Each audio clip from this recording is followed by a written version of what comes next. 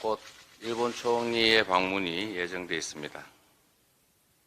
그만큼 한반도 주변을 둘러싼 국제 정세가 매우 급격하게 변하고 있습니다.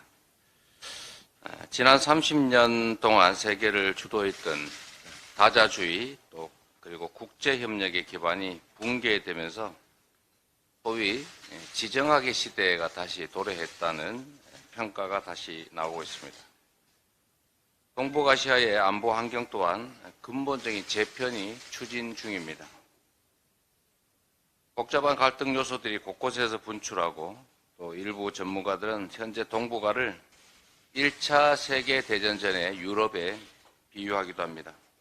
어느 때보다 기민하고 유연한 외교안보 전략이 필요합니다. 국익을 지키고 한반도의 평화를 공고하게 다져나갈 시기입니다.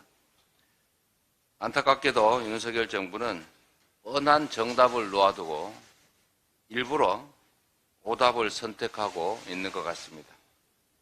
지금까지 정부는 친구 아니면 적이라는 이분법적 외교안보 정책으로 일관하고 한반도를 진영 대결의 한복판으로 몰아넣고 있습니다. 일본에게는 무한하게 퍼주고 미국에는 알아서 접어주는 소위 말하는 참 이런 표현을 하기 싫은데 호갱 외교를 자처했습니다.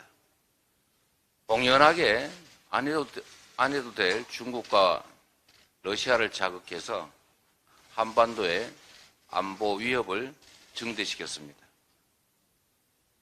30년 동안 우리 경제와 안보의 핵심 파트너였던 중국, 러시아와의 관계가 사실상 국방 외교 이전으로 폐기 중입니다. 그 결과 우리의 외교 안보는 탈냉전 이후 최대 위기에 직면했습니다. 일본은 독도 영유권 주장을 노골화하고 최대 흑자국이었던 중국은 최대 적자국으로 전환됐습니다.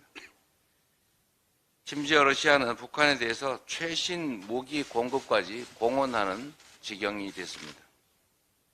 대내외적 위기가 고조된 가운데 이번에 한미 정상회담이 열렸는데 역시 윤석열 정권은 국익을 지켜내지 못했습니다. 우리의 반도체와 자동차 기업들을 위한 실질적 조치를 이끌어내지 못했고 도청 의혹에 대해서는 대통령이 앞장서서 할 수 있는 일이다라는 취지의 면죄부를 상납했습니다. 우크라이나와 대만 문제에 대해서도 큰 불씨를 남기고 말았습니다.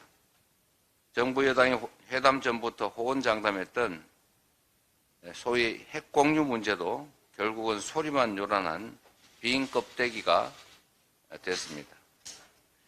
정상회담의 결과 우리의 핵 주권은 상실됐고 원전 수출길은 더욱 어려워졌습니다. 외교 안보의 실패는 국가의 존망과 직결되는 문제입니다. 그렇기 때문에 외교 안보에는 여야가 따로 있을 수가 없습니다. 아름답게 꾸며진 3단 콤보 웨딩 케이크를 보는 것 같다 이렇게 이야기를 할 수 있습니다만 속은 텅 비어 있었습니다. 화려한 만찬, 하버드 강연, 의회 연설 아름답게 그지없습니다. 그러나 정작 그 내용을 채웠어야 할 정상회담에서는 외교 성과가 보이지 않습니다.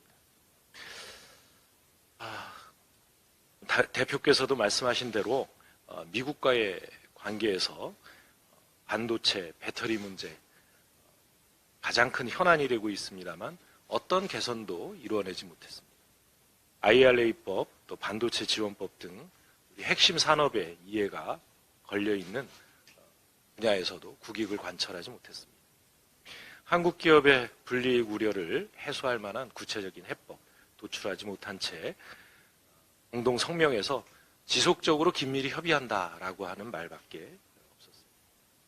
결국 윤석열 대통령이 받아온 것은 실제 투자로 옮겨진다는 보장도 없는 MOU뿐이었습니다. 우리 국격과 국민의 자존심을 건드린 미국의 도청 파문은 의제로 다뤄지지도 못했습니다. 북핵 대응에 대해서는 더욱 심각합니다. 한미 정상회담의 핵심 성과로 확장 억제를 내세우고 있습니다. 한미 핵 협의 그룹을 구성하게 되었다라고 큰 성과를 얻은 것처럼 이야기하지만 정부가 주장하는 것과는 달리 북대서양 조약기구 나토의 핵 기획 그룹의 기획 수준에 비한다면 정말 보잘것없는 수준이라고 할 수 있습니다. 그 대가로 치른 핵 확산 금지 조약 의무를 약속하고 미 원자력 협정을 준수하겠다는 것을 재확신하면서 우리는 독자 핵 개발 가능성을 스스로 차단했습니다.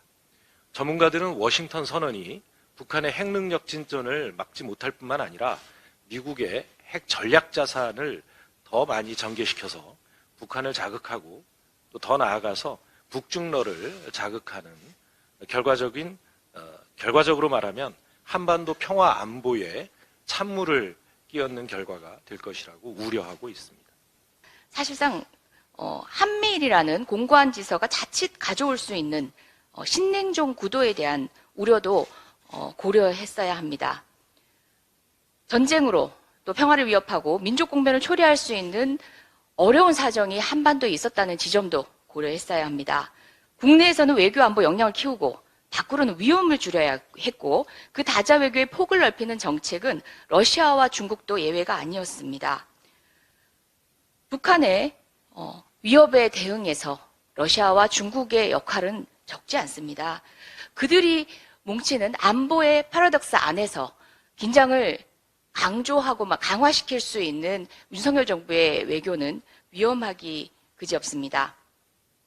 한반도 70주년의 역사성을 강조함과 동시에 한반도에서는 어떠한 경우에도 전쟁이 재발되어서는 안 된다는 강력한 정책과 메시지가 이번 한미 정상회담에서도 천명되었어야 합니다.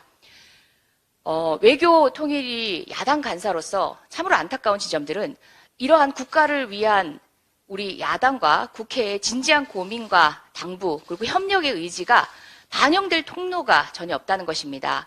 한일 정상회담에 이어 이루어진 한미 정상회담 이후에도 국회 상임위가 개최되는 것조차 너무나 어려웠습니다.